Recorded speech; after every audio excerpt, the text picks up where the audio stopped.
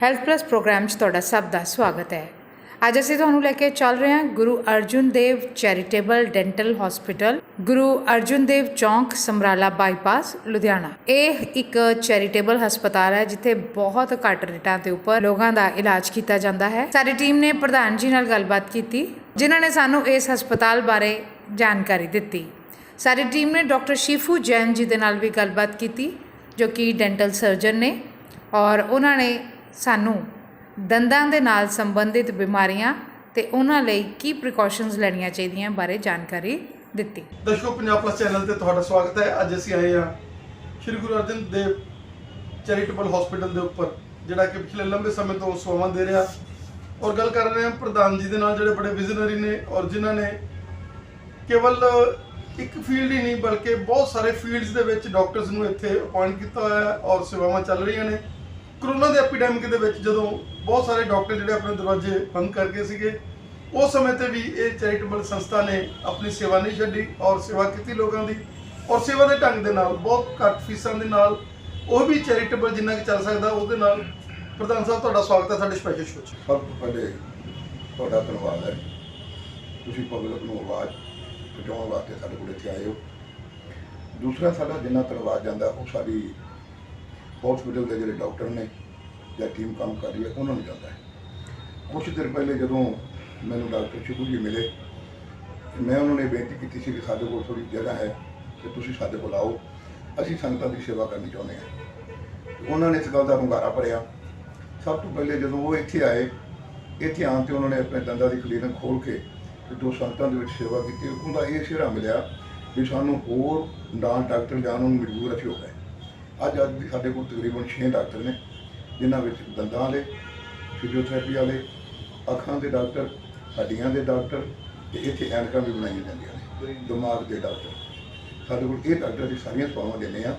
ਔਰ ਸਭ ਤੋਂ ਵੱਡੀ ਗੱਲ ਹੈ ਕਿ ਸਾਡੇ ਕੋਲ MBBS ਡਾਕਟਰ ਨੇ ਸਾਰੇ, ਜਿਹੜੇ ਡਾਕਟਰ ਬਾਹਰ ਤਕਰੀਬਨ 1.5, 2, 3, 400 ਰੁਪਇਆ ਫੀਸ ਲੈ ਕੇ ਮਰੀਜ਼ਾਂ ਨੂੰ ਚੈੱਕ ਕਰਦੇ ਨੇ। ਸਾਡੇ ਕੋਲ ਉਹ ਤਕਰੀਬਨ 20-30 ਰੁਪਏ ਦੀ ਪਰਚੀ 'ਤੇ ਅਸੀਂ ਉਸ ਮਰੀਜ਼ ਨੂੰ ਚੈੱਕ ਕਰਦੇ ਹਾਂ ਔਰ ਦਵਾਈ ਦਿੰਦੇ ਹਾਂ।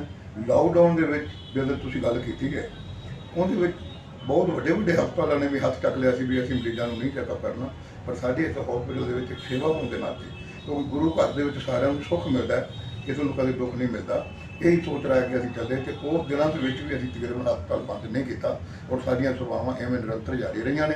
ਔਰ ਅੱਗੇ ਵਾਸਤੇ ਵੀ ਅਰਦਾਸ ਕਰਦੇ ਹਾਂ ਸੱਚੇ ਪਾਤਸ਼ਾਹ ਦੇ ਚਰਨਾਂ ਵਿੱਚ ਕਿ ਜੋ ਸਾਡੀ ਹਸਪੀਟਲ ਦੀ ਡਾਕਟਰਾਂ ਦੀ ਟੀਮ ਹੈ ਜਾਂ ਅਸੀਂ ਪ੍ਰਬੰਧਕ ਹਾਂ, होना के परमात्मा मेहर भरे हाथ रखे, ये सेवाएं एम ही चलती रहे। डॉक्टर शिफू जी, जो सेवाएं आपने इस हॉस्पिटल में स्टार्ट की और उसकी जैसे आपके यहाँ प्रधान साहब ने बताया कि केवल एक ही सेवाएं नहीं बल्कि उसके साथ बहुत सारी सेवाएं उनको शुरू करनी पड़ी, और आपने एक ऐसा, क्योंकि चैरिटेबल हॉस्पिटल में आमतौर पर ये देखा गया है कि चैरिटेबल हॉस्पिटल अपेक्षित रहते हैं। एक बार जैसे डॉक्टर, कभी एक डॉक्टर आता है तो वो मतलब उस लय से काम नहीं करता जिससे आपने काम किया, और वो काम करने के कारण जैसे प्रधान साहब ने बताया कि आप उनको हर फील्ड लाना पड़ा। आपका स्वागत है हमारे स्पेशल शो में। धन्यवाद। Thank you so much. पहले तो मैं आपका भी शुक्रिया करना चाहती हूँ कि आपने आज मुझे इस चीज़ के लिए इनवाइट किया।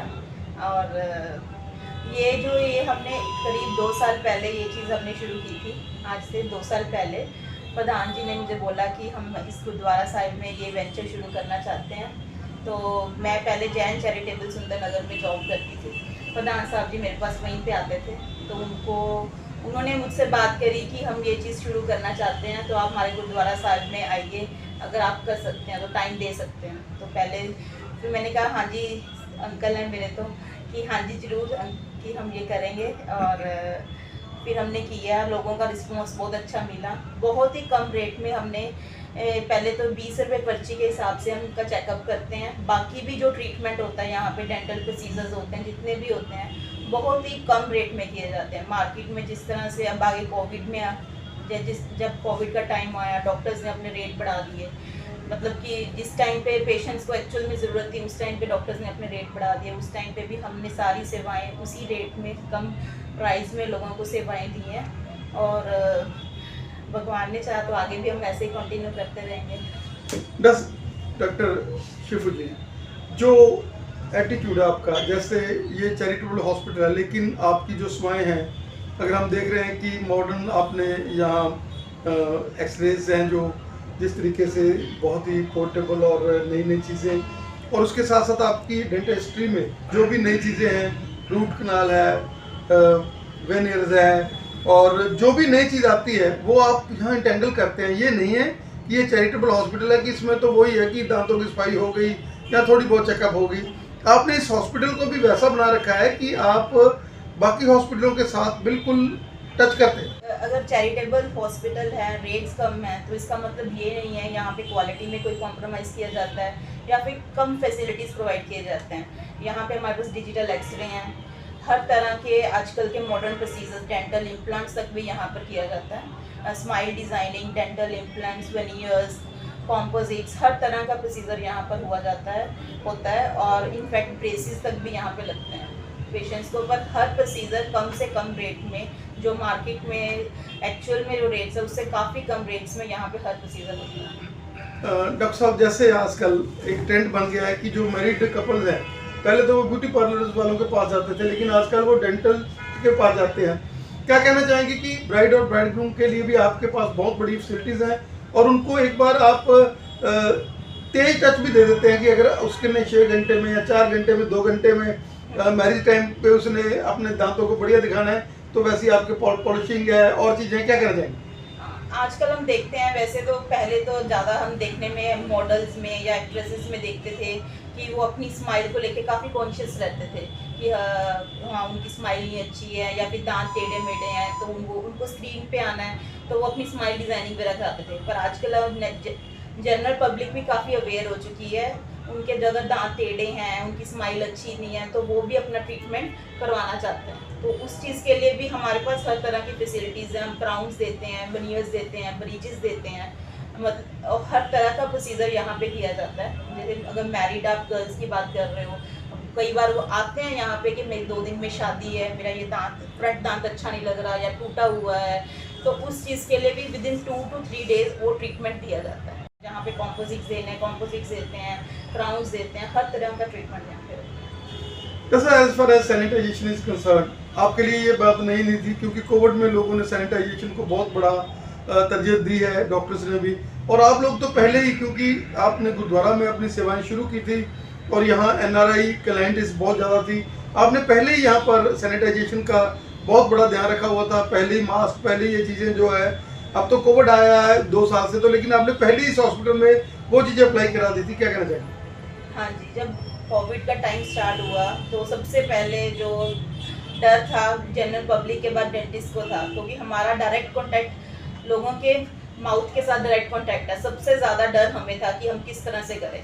तो पहले तो हर डेंटिस्ट की तरह सभी ने सोचा कि नहीं हम करेंगे ही नहीं, क्लिनिक्स बंद हो गए, कुछ गवर्नमेंट ने भी बोला कि क्लिनिक्स बंद कर दो, नहीं करने प्रोसीजर्स। पर पेशेंट्स के फ़ोन आते थे, पेन में थे पेशेंट्स, तो करना तो था ही था, आज नहीं तो 1 महीने बाद 2 महीने बाद वो चीज़ स्टार्ट करनी थी। पर वो कैसे करनी थी, फिर हमने जब स्टार्ट किया तो हमने हर एक प्रोटोकॉल प्रधान साहब से मिलकर बात करी कि किस तरह से हम शुरू करें। तो हर तरह का प्रोसीजर हमने यहाँ पे फॉलो किया है। पेशेंट के अंदर आने से बाहर, जब पेशेंट एंटर करता है उसके क्लिनिक के अंदर आने तक हर तरह की चीज़ का ध्यान रखा जाता है। उसको हैंड सैनिटाइज कराए जाते हैं, टेम्परेचर चेक किया जाता है, पल्स चेक की जाती है। फिर जब पेशेंट अंदर चेयर पे बैठता है, मास्क, ग्लव्स, हर तरह की चीज़ का ध्यान दिया जाता है। चेयर सैनिटाइजेशन का ध्यान दिया जाता है। पेशेंट जब चेयर पे बैठता है तो उसको क्लोरहेक्सिडिन माउथ वॉश कराया जाता है पहले। और ज़्यादा जब जिस कोविड का टाइम ज़्यादा था तो हमने स्पेशल सबसे ज़्यादा ध्यान ये दिया कि पेशेंट कम से कम स्पिट करे, क्योंकि उसमें इन्फेक्शन का चांस सबसे ज़्यादा होता है। बाकी जो है हमारा जो जब मशीन चलती है, जो एरोसोल्स होते हैं, उसका सबसे ज़्यादा डर है। तो हर तरह की चीज़ का हमने ध्यान रखा और प्रोसीजर किया।